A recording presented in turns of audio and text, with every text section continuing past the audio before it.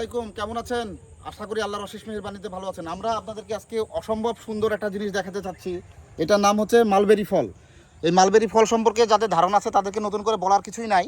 আমাদের এই গাছে দেখেন মহান আল্লাহ তাআলা কী পরিমাণ দান করেছে। আর সবচেয়ে বড় কথা হচ্ছে এটার দানার সাইজ দেখেন।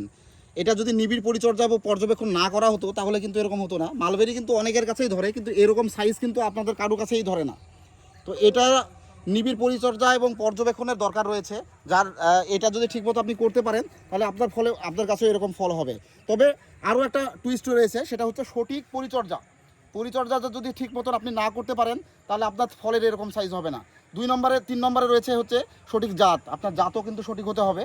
সঠিক জাত না হলে এরকম হবে না। বাংলাদেশে প্রচলিত বেশ কয়েকটা জাতের মালবেরি কিন্তু পাওয়া যায়, যেগুলো বাংলাদেশে ফলন হয়। এর মধ্যে অন্যতম হচ্ছে চিয়াংমাই 16 এবং অ্যাশ তুর্কি। এটা হচ্ছে অ্যাশ তুর্কি ভ্যারাইটি, অর্থাৎ তুর্কির একটা অরিজিনাল ভ্যারাইটি। তো এই তুর্কি ভ্যারাইটির মালবেরিটা সাইজ এরকম হওয়া সম্ভব।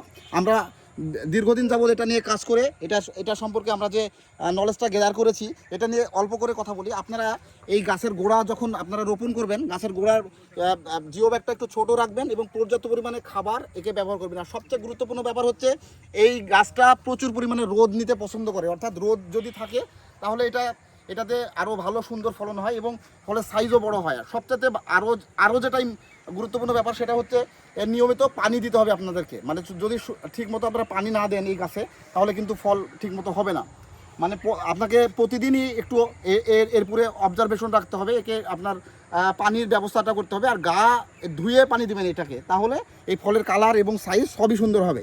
তবে সবচেয়ে ইম্পর্টেন্ট এটার ভিতরে যেটা হচ্ছে সঠিক জাত। একই রকম দেখতে কিন্তু তুত ফলেরও জাত রয়েছে। গাছের পাতা দেখতে যে দেখতেছেন, তুত ফলের গাছও কিন্তু এরকমই। তাই যেন তেন জায়গা থেকে গাছ কিনে প্রতারিত হবেন না। সঠিক জাতের গাছ মালবেরি গাছ, চিয়াংমাই 16 এবং তুর্কি মালবেরি গাছ যদি নিতে চান তাহলে রাজশাহী এগ্রোতে যোগাযোগ করতে হবে। আর আমাদের এই গাছের মাতৃ গাছের কলম চারা আমাদের কাছে আছে, যেগুলোতে ছোট গাছেও ফল আছে।